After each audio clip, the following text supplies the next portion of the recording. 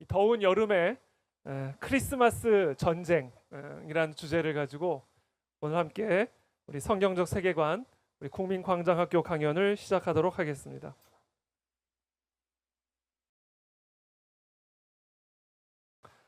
세계적으로 유명한 커피 전문 업체 스타벅스는 매년 크리스마스 시즌이 되면 한정판 음료와 특별한 컵 디자인을 출시해 왔습니다. 눈속이나 또 크리스마스 트리, 눈사람, 썰매 등 기독교 상징이 담긴 이 컵은 소비자들에게 크리스마스의 분위기를 전하는 일종의 문화 아이콘이었습니다. 그러나 2015년 스타벅스는 컵 디자인을 지금 여러분들 화면에 보시다시피 단색 붉은 배경에 로고만 남기는 아주 미니멀한 방식으로 변경했습니다. 그 이유에 대해서 스타벅스는 모든 문화권의 사람들을 존중하기 위한 중립적 배려라고 설명했지만 일부 기독교인들은 이 크리스마스에서 예수 그리스도를 지우려는 시도라고 반발했습니다.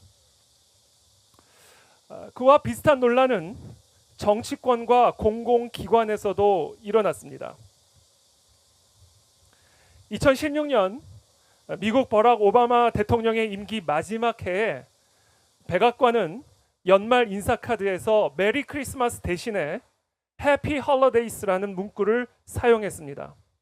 해피 홀리데이스는 우리가 잘 알다시피 좋은 휴가입니다 라는 그런 의미죠. 다양한 문화권과 또 종교적 배경을 가진 이 미국 국민 전체를 포용하겠다라는 그런 취지라고 밝혔지만 많은 기독교인들은 이것을 이 미국의 건국 정신과 기독교 전통을 지우려는 그런 시도라고 받아들였습니다. 2019년에는 미국의 연방 대법원의 대법관인 닐 고서치가 방송에서 메리 크리스마스라는 인사를 했다는 이유로 일부 언론으로부터 중립을 지켜야 할 대법관이 종교적인 인사를 했다라며 엄청난 비판을 가했습니다. 한국에서도 이와 비슷한 일들이 이어지고 있습니다. 한국에서 고속도로 전광판에 이 메리 크리스마스라는 문구나 배구단 유니폼 속에 성탄 메시지가 편향적이다, 종교 편향적이다, 어떻게 크리스마스라는 이름이 적힌 유니폼을 이런 공공기업에서 입게 할 수가 있느냐라며 이 종교 편향 이유로 지적을 하고 또 비판을 한 일들이 있었습니다.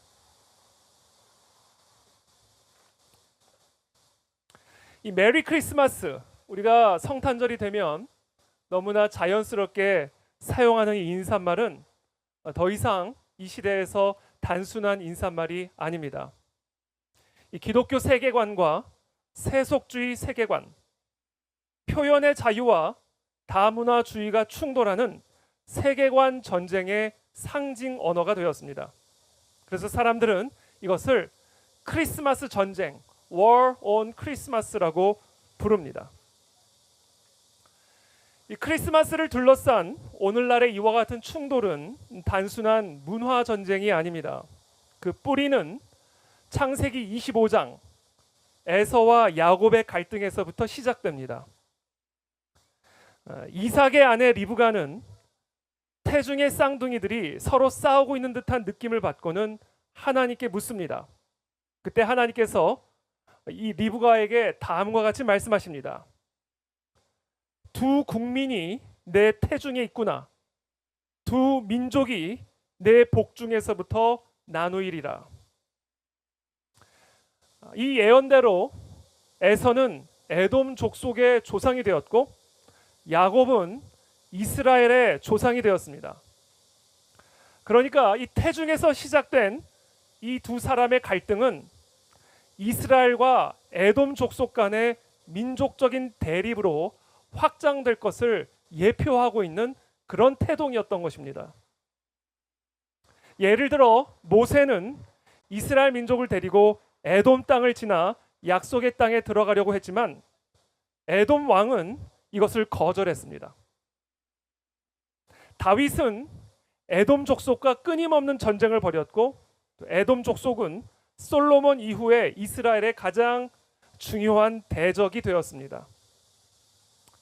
자, 이와 같은 갈등, 에서와 야곱의 갈등, 에돔 족속과 이스라엘 족속의 갈등은 구약에서 끝나지 않고 신약에서 계속해서 이어집니다. 유대의 분봉왕 헤롯은 유대인의 왕이 태어났다라는 소식을 듣고는 2살 이하의 사내 아이들을 다 죽이라는 영아 학살 명령을 내립니다. 바로 이 헤롯이 에돔 사람이었습니다.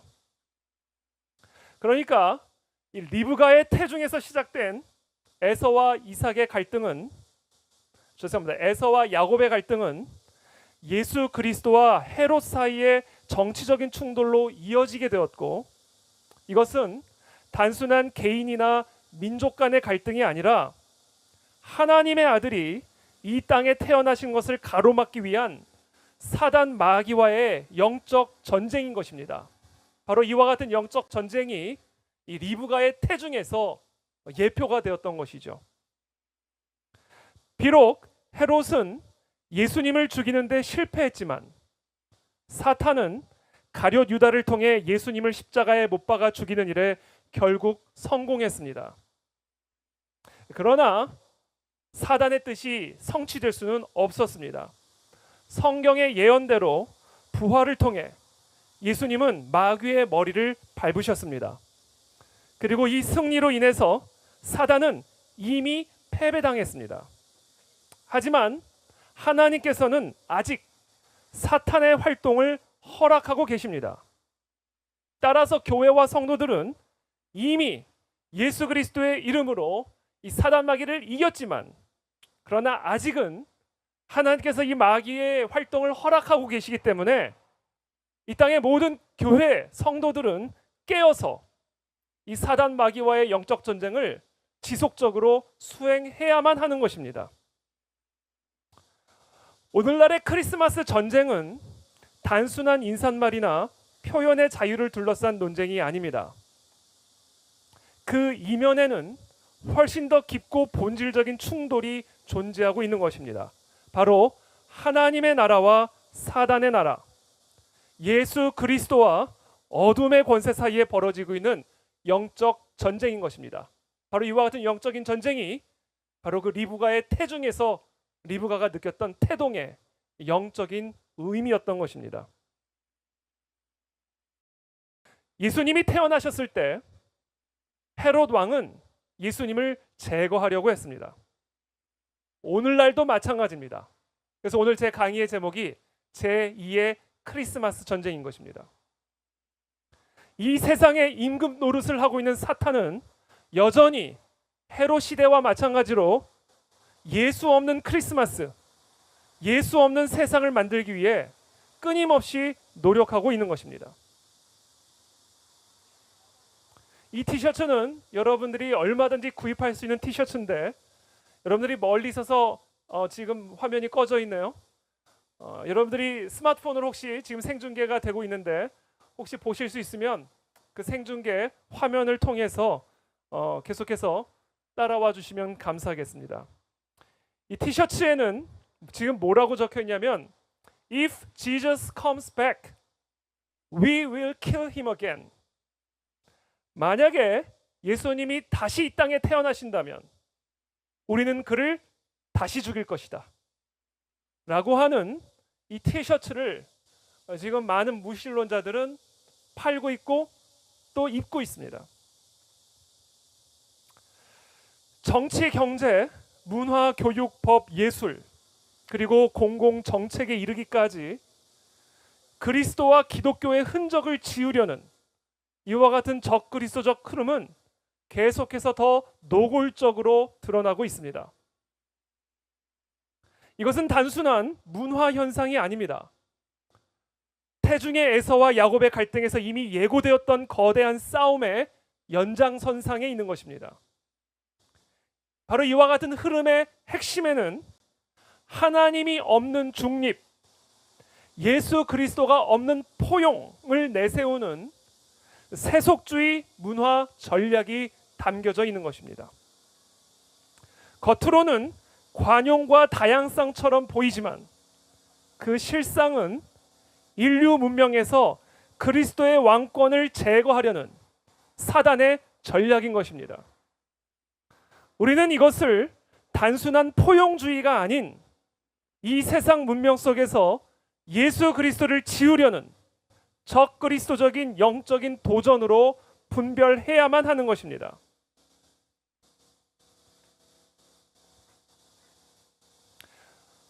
지금 이 땅의 모든 교육과 법안과 예술과 문화 속에서는 지금도 제2의 크리스마스 전쟁이 벌어지고 있습니다.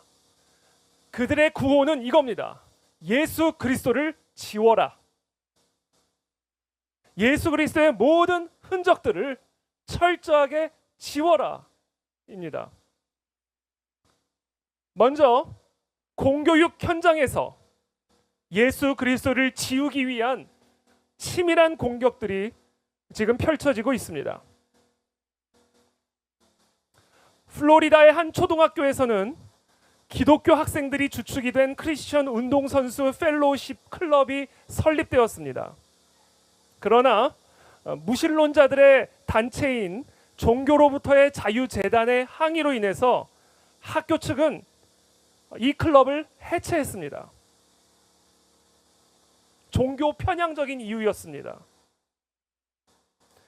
영국의 글로스터셔의 파머스 스쿨 교사인 크리스티 히그스는 자신의 SNS에 성경적 가치관을 담은 글을 게시했다는 이유로 2019년에 해고당했습니다.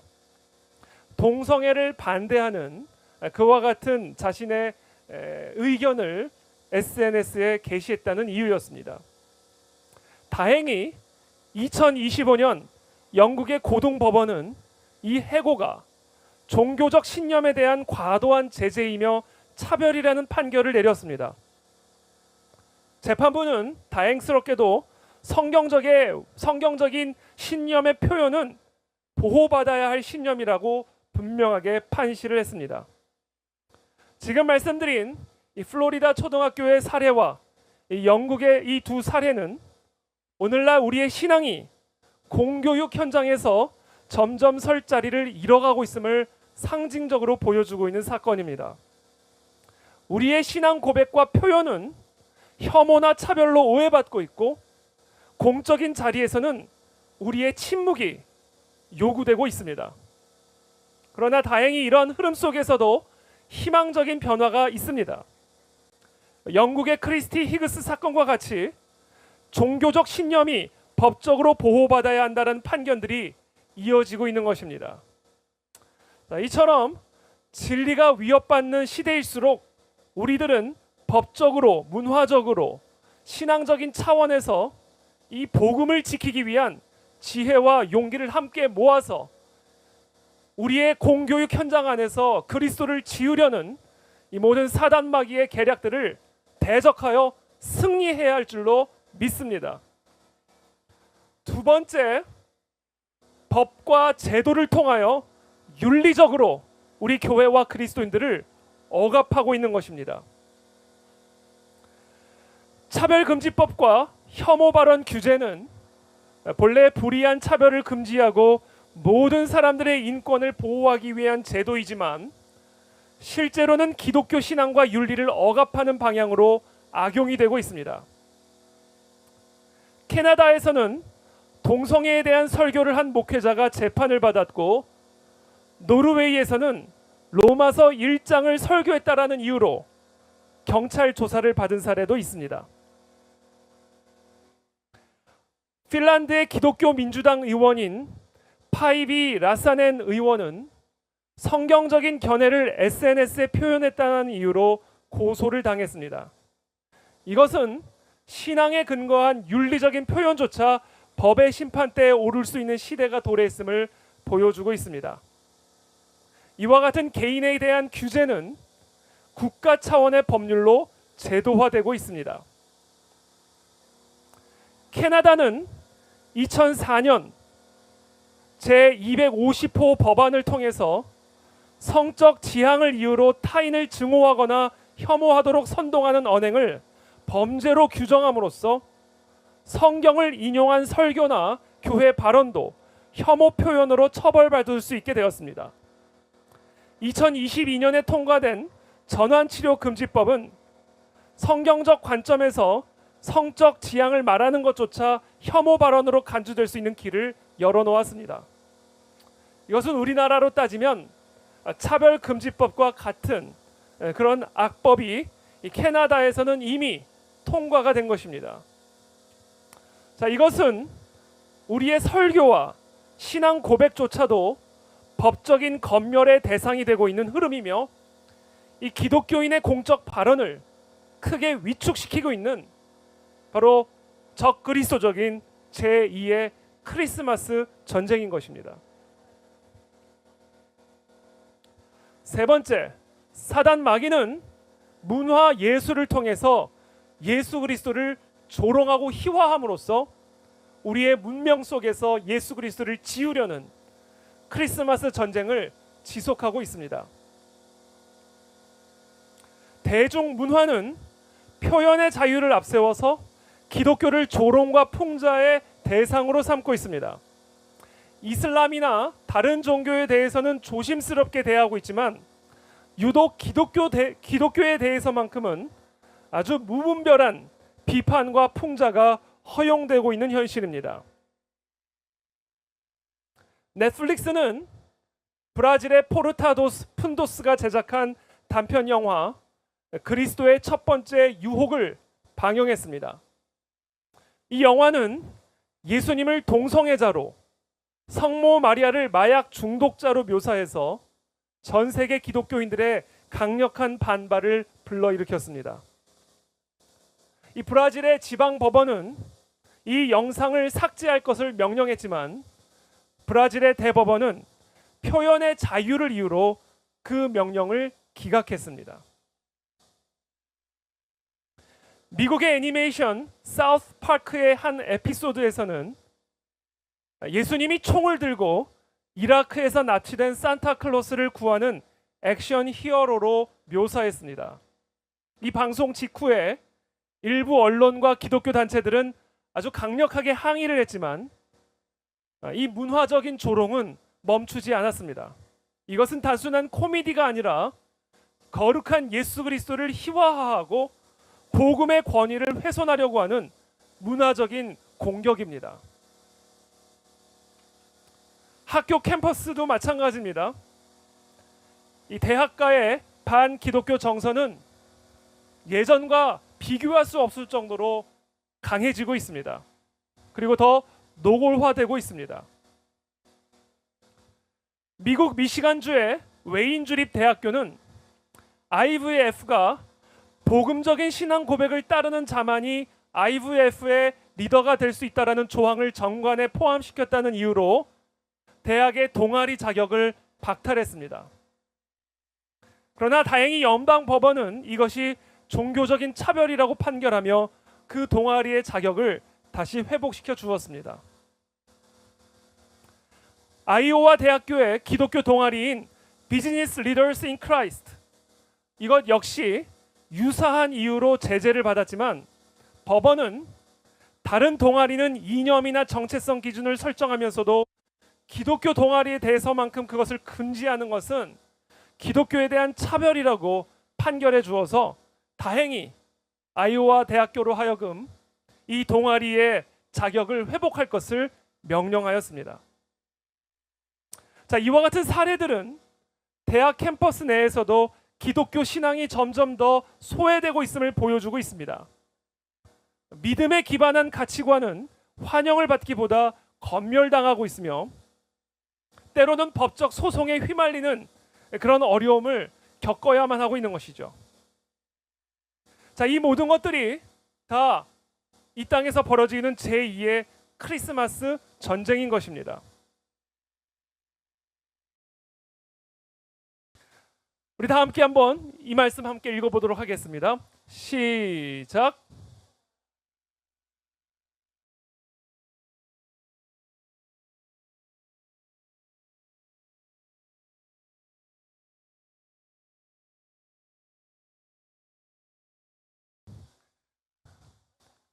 예수 그리스도께서 태어나신 첫 번째 크리스마스 날 천사들은 이렇게 외쳤습니다. 보라, 내가 온 백성에게 미칠 큰 기쁨의 좋은 소식을 너희에게 전하노라. 오늘 다윗의 동네에 너희를 위하여 구주가 나셨으니 곧 그리스도 주시니라. 이 선언은 단순한 인사말이 아닙니다. 온 우주를 향한 하나님의 복음 선포였습니다.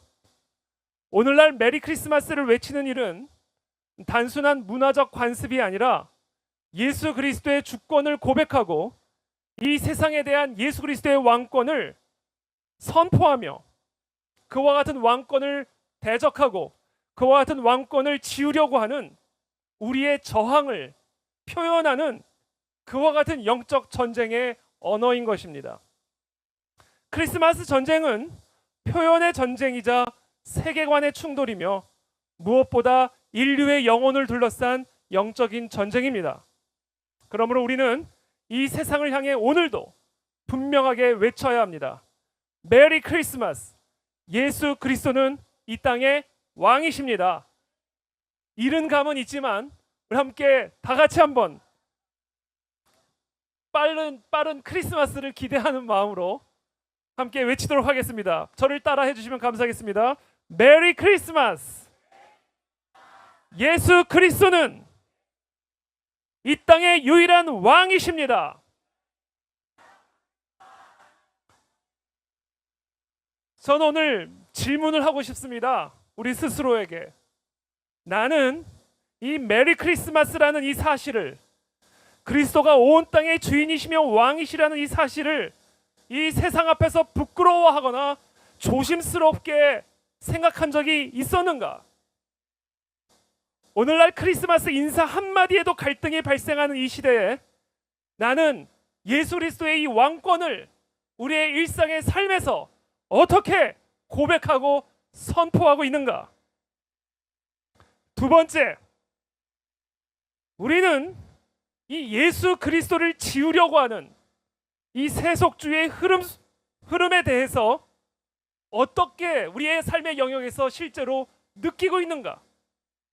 오늘 목사님께서 말씀해 주신 낙태법을 비롯하여 우리의 일터 속에서, 우리의 학교 속에서, 언론을 통하여, 법안을 통하여, 대중문화와 예술들을 통하여 이 땅에 예수 그리스도의 왕권을 지우려고 하는 이 모든 헤롯의 공격들에 대해 우리는 얼마나 민감하게 깨어 있는가?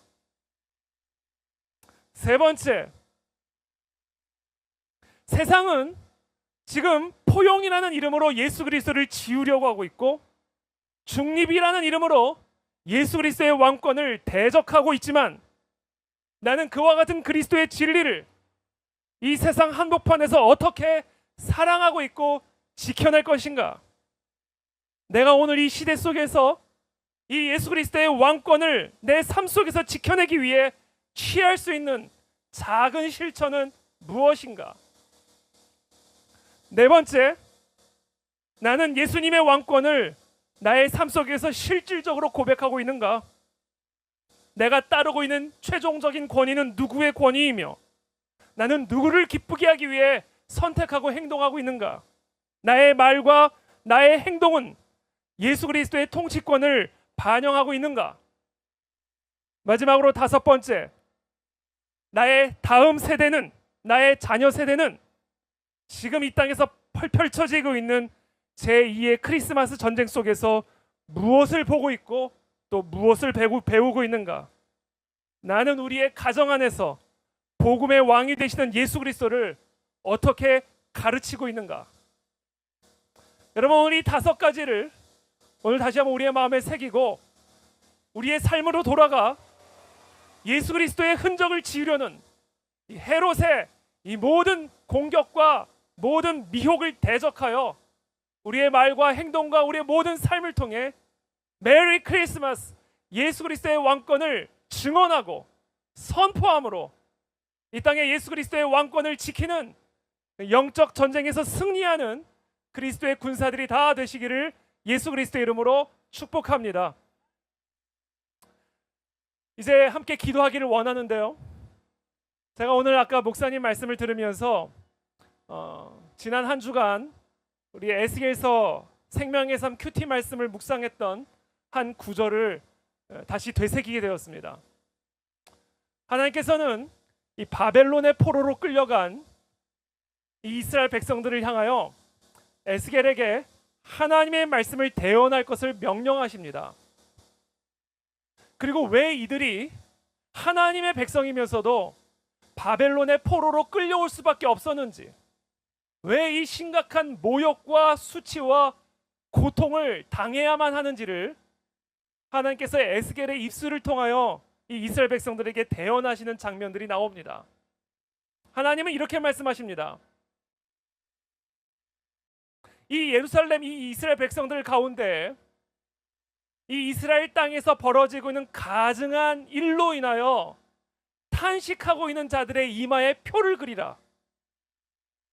그리고 이 이마에 표가 있는 자들은 하나님의 최종적인 심판으로부터 구별시키고, 이 이마에 표가 없는 자들은 애나 어른이나 남자나 여자나 늙은이나 젊은이나 할 것 없이 다 죽여라.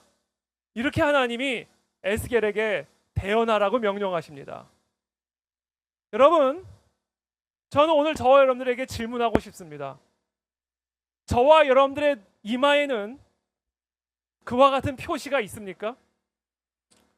하나님의 눈에는 그 사람이 젊은 사람이냐 늙은 사람이냐가 보이지 않습니다. 하나님의 눈에는 그 사람이 목사냐 집사냐가 보이지 않습니다. 하나님의 눈에는 이 땅에서 벌어지고 있는 이 가증한 일들로 인하여 탄식하고 있는 하나님의 마음이 있느냐 없느냐만을 보고 계시는 것입니다. 그리고 그것을 기준으로 멸망을 당할지 구원을 받을지를 하나님께서 결정하시겠다라고 말씀하십니다. 저는 오늘 이 나라 이 민족이 지금과 같은 위기와 이와 같은 고난에 지금 처해 있는 이유 중에 하나는 이 땅에 벌어지고 있는 낙태와 동성애와 온갖 불의와 음란한 이 땅의 현실들을 바라보면서도 예수 그리스도의 주권과 왕권과 예수 그리스도의 창조 질서를 조롱하고 짓밟는 이 땅의 현실 앞에서도 전혀 탄식하지 않고 있는 이 땅의 교회 지도자들과 이 땅의 교회 성도들, 그들의 이 탄식 없음이, 패역함이 오늘날 우리가 경험하고 당하고 있는 이 모든 어려움의 본질적인 이유라는 것을 이 에스겔서의 말씀을 통해 묵상하게 되었습니다. 과연 오늘 우리는 무엇을 회개해야 할까요? 저는 오늘 우리의 마음 안에 이와 같은 탄식이 없음을 회개하며 나가기를 원합니다. 이 땅의 소위 교회 지도자들에게 이 땅에서 벌어지고 있는 가증한 일에 대한 탄식하는 마음이 없음을 우리가 회개하며 나아가는 이 자리가 되기를 기도합니다. 하나님, 이 낙태의 가증한 법들이 떠나가게 하여 주옵소서. 이 동성애와 각종 음란함들의 이 가증스러운 일들이 이 땅에서 끊어지게 하여 주옵소서. 하나님을 조롱하고 하나님의 창조 질서를 모독하며 하나님을 짓밟는 하나님의 이 땅의 모든 현실에 대하여 우리가 무감각했음을 회개합니다.